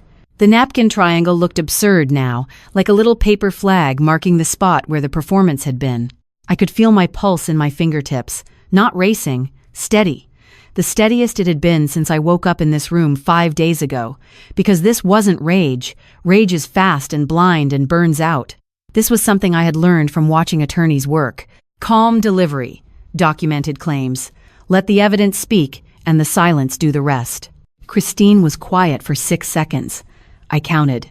"Who gave you all this?" she finally asked. Not a denial. Not an explanation. A question about the source, which told me everything I needed to know. She wasn't wondering if it was true. She was wondering how I found out. 3 tabs to go, Mom. I set exhibits A, B, and C on the rolling table next to the untouched soup, and I reached for tab D. Tab D, yellow. The Wells Fargo joint account statement. Christine's name and Brooke's name printed side by side at the top like co-authors of a book I never agreed to fund. Exhibit D, I said. Joint checking account, Wells Fargo. Opened 3 years ago. Monthly deposits of $850 matching the exact amount I've been transferring to you. Zelle payments to an account labeled Brooke NK. Rent for a North Loop apartment, $1,400 a month. Kyle's car payment, restaurant charges, furniture, a $300 real estate headshot session. I set the statement on the table next to Exhibits A through C. You took what I sent you for medical bills and redistributed it to Brooke. Every month. For 30 months. Christine's mouth opened, then closed. She looked at the statement like it was written in a language she didn't speak, except she spoke it fluently because her signature was on the account. Brooke was struggling, she said quietly. She needed help getting on her feet, and I didn't want to burden you with— You didn't want to burden me? I eat bulk ramen, Mom. I keep my heat at 62 degrees in January. I drive a Malibu with a rear window that doesn't seal properly. I have been sending you $850 a month while buying 10-pack ramen for $6, and you didn't want to burden me? She pressed her lips together. The cardigan suddenly looked less polished. The gold earrings looked like what they were. Props. Exhibit E. Tab E. Orange. The credit card breakdown. I had practiced reading these numbers out loud in the dark at 3 in the morning, and they came out clean and flat, like line items in a deposition summary. Chase card. Account ending 6619. Opened 2.5 years ago in my name without my knowledge or consent. Balance. $19,400. Approximately $18,000 spent on Brooke's wedding. I listed them. Venue in Stillwater, $4,800. Dress from a Wayzata boutique, $2,200. Photographer, $1,800. Flowers, $900. Catering deposit, $2,100. Cancun honeymoon, flights and hotel, $3,200. I paused. I was not invited to the wedding. Christine's hand moved to her throat. A reflex. The same gesture I had watched her make when a neighbor once asked why Vivian stopped coming to Thanksgiving. Citi card, account ending 3347, opened 2 years ago, also in my name. Balance, $12,000, $9,000 spent at Edina Aesthetics, Botox, fillers, chemical peels, 18 months of treatments. I set the statement down, and one charge of $340 at Lash and Brow Collective for eyelash extensions on my credit, while I was buying mascara at Target for $7.99. The room held its breath. The monitor didn't. 66 beats per minute, 2 beats faster than when we started. Barely a change. I was proud of that. Exhibit F. Tab F. The last one. Purple. I pulled the rubber band off the stack of 22 envelopes and fanned them across the blanket like a hand of cards dealt by someone who had waited 3.5 years to play them. 22 letters from Grandma Vivian, birthday cards, Christmas cards, a Thanksgiving note, a pressed wildflower from the Lake Superior shoreline, a recipe for wild rice soup on an index card. I picked up the top envelope and turned it so Christine could see the handwriting across the front. Block letters in black Sharpie. Return to sender. Your handwriting, Mom. Capital N with a flourish. Every single one. You intercepted them at my apartment using the key I gave you, and you sent them back so I would believe she abandoned me. Christine stood up. The vinyl chair scraped against the floor. For a moment, I thought she might leave. Part of me wanted her to, because it would make the next step simpler, but she didn't leave. She turned and looked directly at me with an expression I had never seen before. Not anger, not guilt. Something between the two that didn't have a name but felt like a wall that had been holding for years and just heard the first crack. You have no idea what that woman put this family through, Christine said, and her voice was shaking now. She tried to turn everyone against me. She called CPS when you were 9 because I forgot to pack your lunch one time. One time, Sarah. She has been trying to destroy this family since. $63,400. I said it the way I had heard attorneys say final figures in closing arguments. No emphasis, no crescendo. Just the number, clear and whole, standing in the middle of the room like a person who had been waiting to be acknowledged. That's the total. Credit cards, transfers, the knee payments, $63,400. 89% of my annual income. That's not a family helping each other, Mom. That's fraud. The word sat between us. Fraud. 5 letters. 1 syllable. Christine opened her mouth, and I saw the next move forming. The tears. The guilt reversal. the part where I become the ungrateful daughter who is tearing the family apart. I had watched this script run my entire life, and for the first time I could see every stage direction. I could file a police report, I said. I could press charges. 2 credit cards opened with my social security number. Identity theft. Federally prosecutable. That's the nuclear option. Christine went pale. Genuinely pale, not performance pale. But I'm not going to do that. Not today. Not because you deserve the mercy, but because Grandma Vivian asked me not to. She said, handle it like a Nolan. The real kind. And the real kind doesn't blow up a building. The real kind dismantles it with documentation and walks away with the foundation intact. From behind the curtain partition near the door, I heard a chair shift. Vivian was sitting in the hallway. She had arrived at 2:15, 22 minutes before Christine and had chosen to stay outside. Not because she was afraid, because she wanted this to be mine. I'm not on my own, Mom, I said. I never was. You just made sure I couldn't see who was standing behind me. Christine picked up her purse. She left the soup on the table. She walked out without saying a word, and her heels clicked against the hospital tile in a rhythm that got smaller and smaller until it disappeared entirely. The room was quiet. The monitor beeped. The folder lay open on my lap, all 6 tabs exposed, every exhibit delivered. And for the first time in 5 days, the silence didn't feel like something missing. It felt like something found. Friday morning came the way most important mornings do, quietly. No dramatic sunrise through the hospital window. No orchestral swell. Just the sound of the IV pump clicking, the monitor keeping its 62-beat rhythm, and the smell of institutional coffee drifting from the nurse's station down the hall. I had been awake since 5. Not anxious, organized. There is a difference. And I had spent 3 years as a paralegal learning where the line falls. Marcus Adeyemi arrived at 9:15. He was tall, mid-40s, with wire-rimmed glasses and a lanyard that read Patient Advocate, Hennepin Healthcare, in letters small enough that you had to be close to read them. He carried a leather folio and a pen that looked like it had signed 1,000 forms.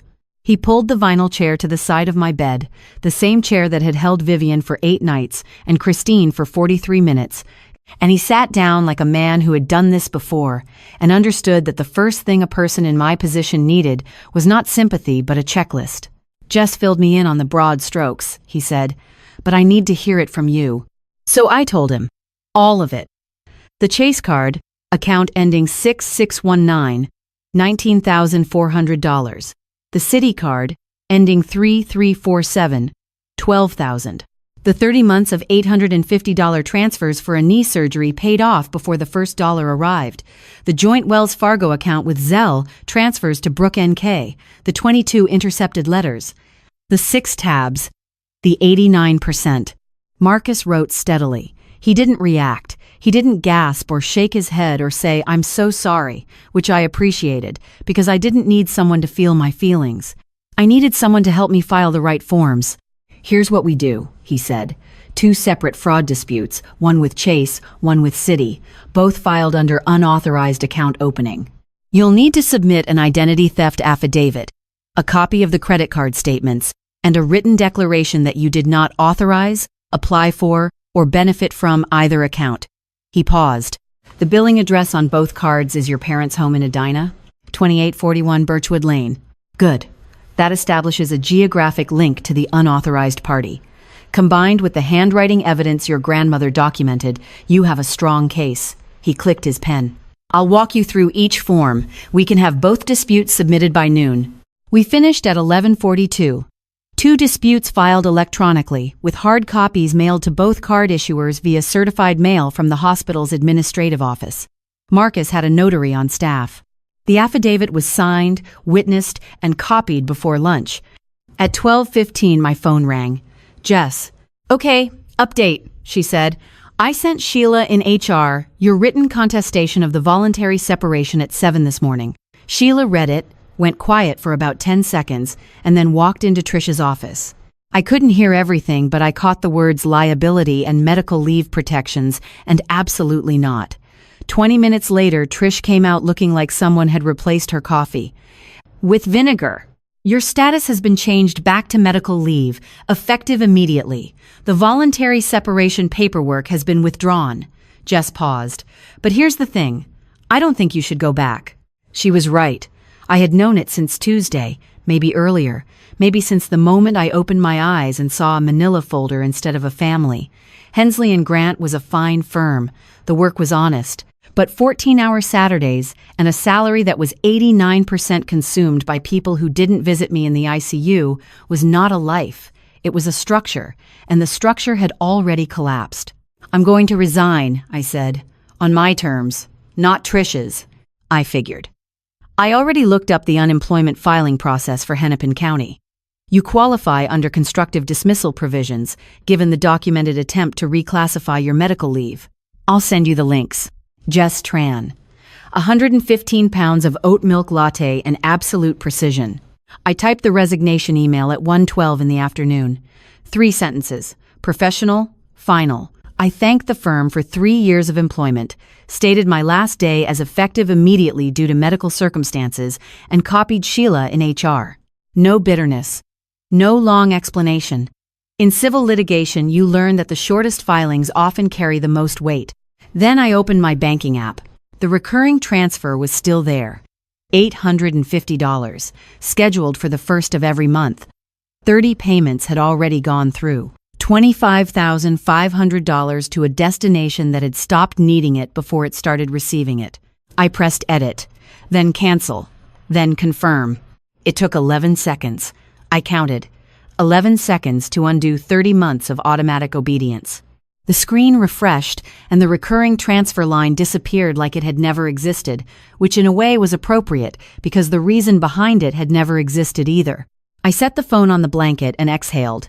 Not a dramatic exhale, not the kind you see in movies where the protagonist stares out a rain-streaked window, just a breath, the kind your body releases when it finally stops bracing for something. At 2 o'clock, Carla came in with discharge paperwork. My potassium had stabilized. My heart rhythm was back to normal. Dr. Amari had signed off that morning. 7 days in the ICU, and I was being released into whatever came next. "Someone's here to take you home," Carla said, and she smiled in a way that told me she already knew who it was. Vivian Nolan stood in the doorway.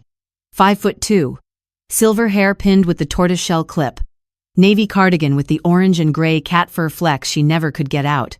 She was holding car keys in one hand and a folded quilt in the other, the kind with hand-stitched squares that takes months to finish and a lifetime to deserve. "The guest room's ready," she said. "Has been for 3.5 years. I looked at the vinyl chair one last time.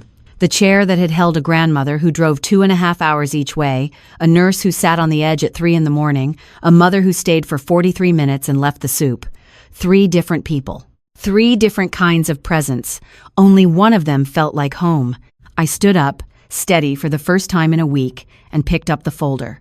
All 6 tabs. All the evidence. All the receipts. And I walked toward the door. Vivian drove a 2009 Subaru Outback, the color of moss after rain.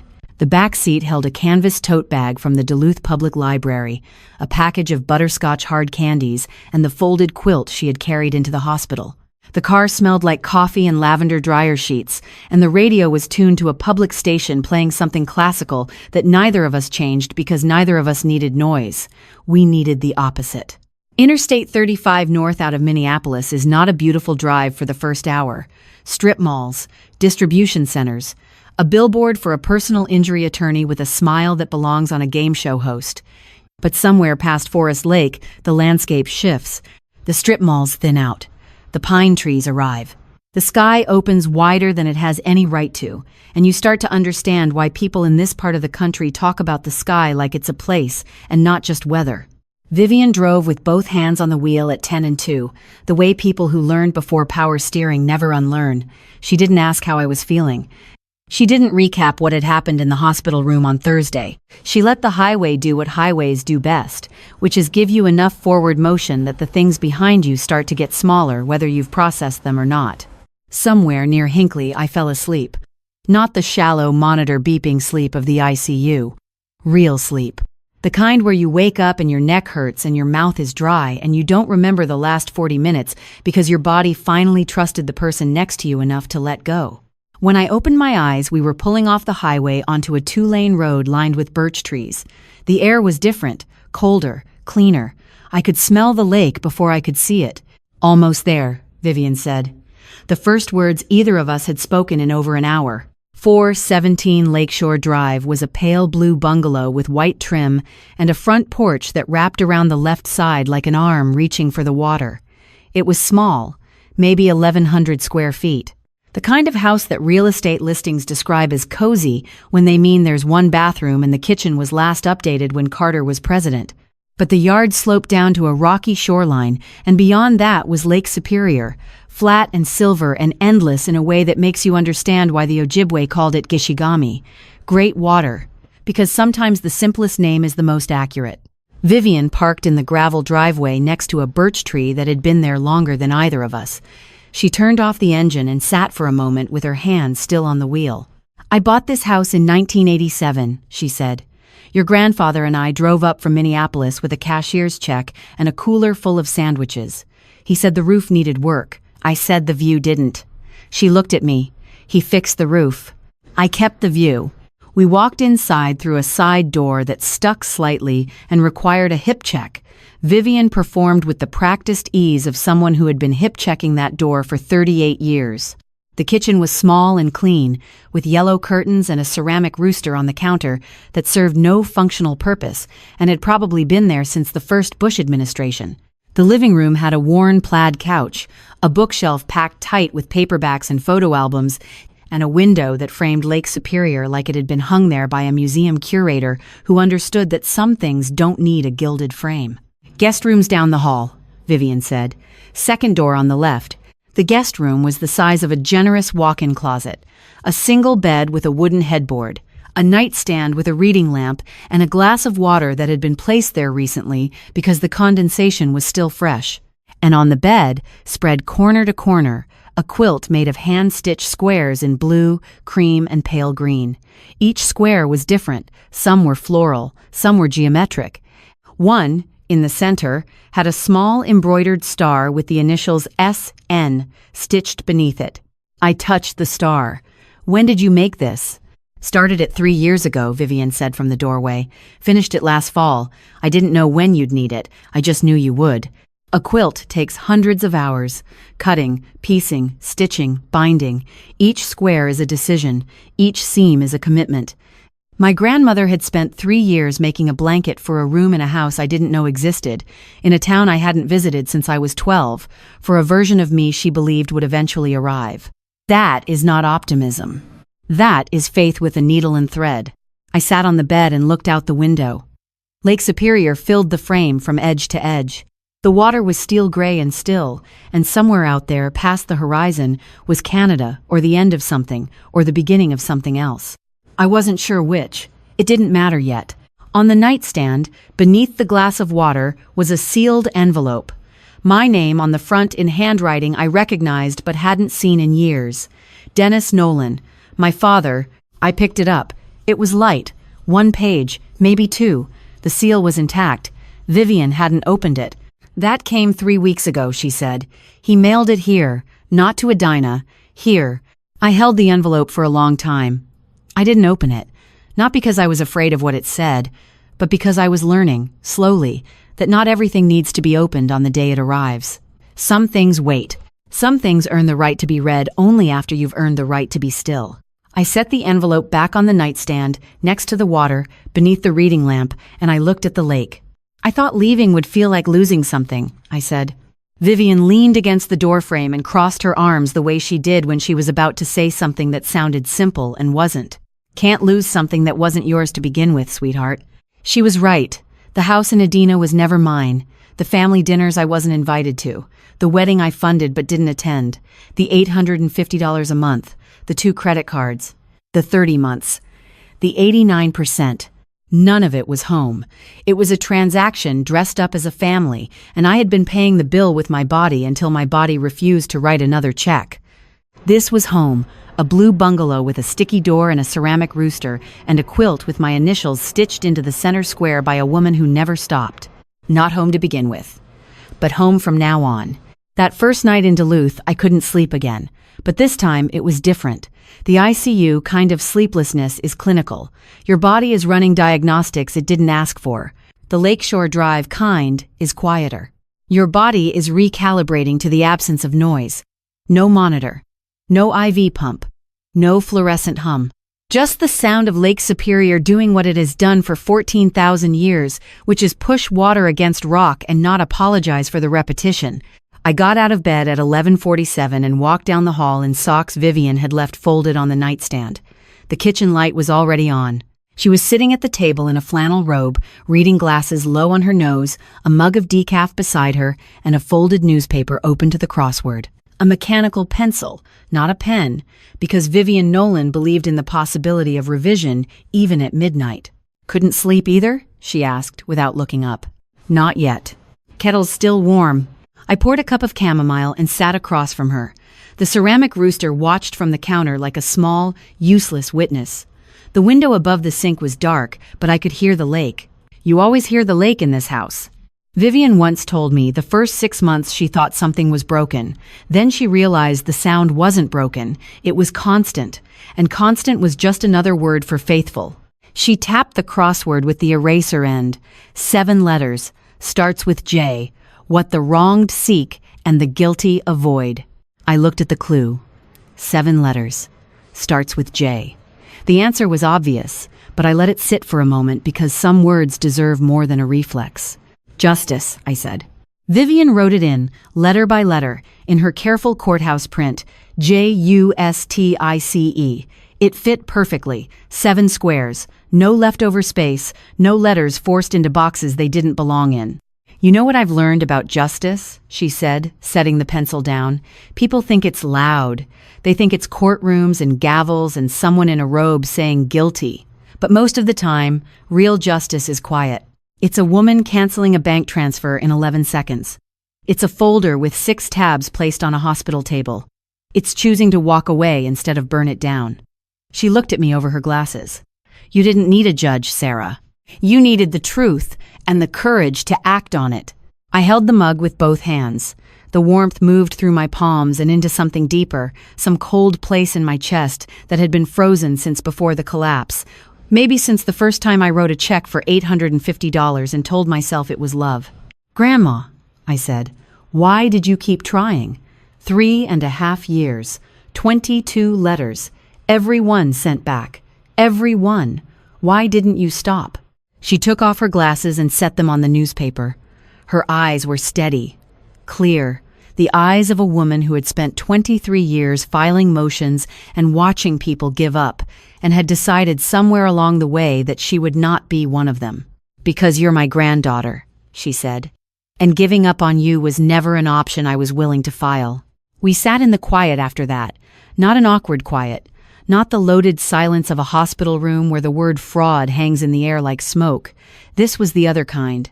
The kind that happens when 2 people have said enough and the space between them doesn't need to be filled because it's already full. I thought about the past 8 weeks, the collapse at my desk, the 3-day coma, the manila folder, the 6 tabs, the visitor log and the sunflower card and the knee bill stamped paid in full, the Chase card and the Citi card and the joint account. The 22 envelopes marked "Return to Sender," the wedding I paid for and wasn't invited to, the eyelash extensions, the 11 seconds, and the drive up Interstate 35 with a woman who had been checking on my car every few weeks for 3.5 years because that was the only way she could check on me. $63,400. That's what they took, 89% of my income. But here is what I want you to understand. And I mean really understand, not just hear, but feel it settle into your bones the way the lake sound settles into this house. They didn't take everything. They didn't take Vivian. They tried. They painted her as toxic and dramatic and difficult. They intercepted her letters and returned them and told me she had abandoned us. They built a wall between us made of lies and silence and 22 stamped envelopes, and she drove through it every few weeks in a 2009 Subaru Outback with butterscotch candies in the back seat because love, the real kind, is not a feeling, it's a commute. They didn't take my ability to read a document and follow a paper trail and understand what the numbers mean when they don't add up. They sent me to college and I became a paralegal, and they didn't anticipate that the person they were defrauding would one day know exactly how to build a case against them. That's not irony. That's consequence. And they didn't take this kitchen, this crossword, this mug of chamomile.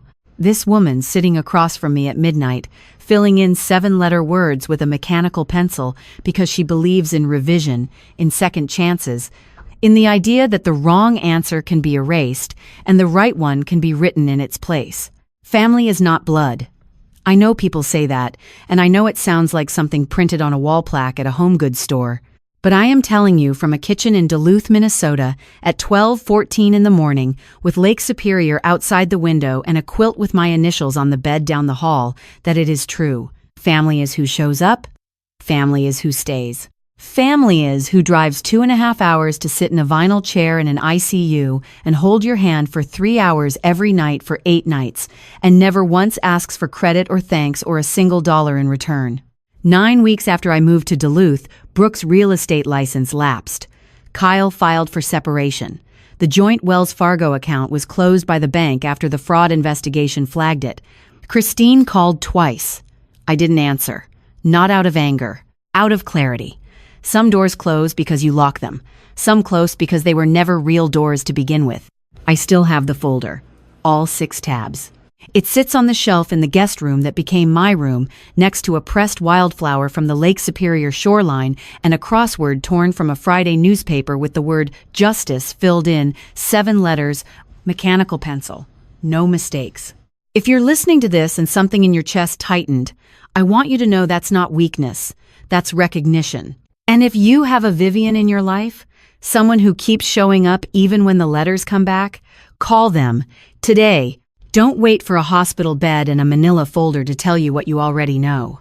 And if you are the Vivian, if you are the one who keeps driving and keeps writing and keeps showing up to an empty chair, don't stop, please. Because somewhere on the other end of that silence, someone is about to open their eyes and see the folder you left on the table. If this story meant something to you, leave a comment and tell me who your Vivian is. Subscribe if you want to hear more stories like this. And share it with someone who needs to be reminded that the people who love you don't send your letters back. 7 letters. Starts with J. It fit perfectly.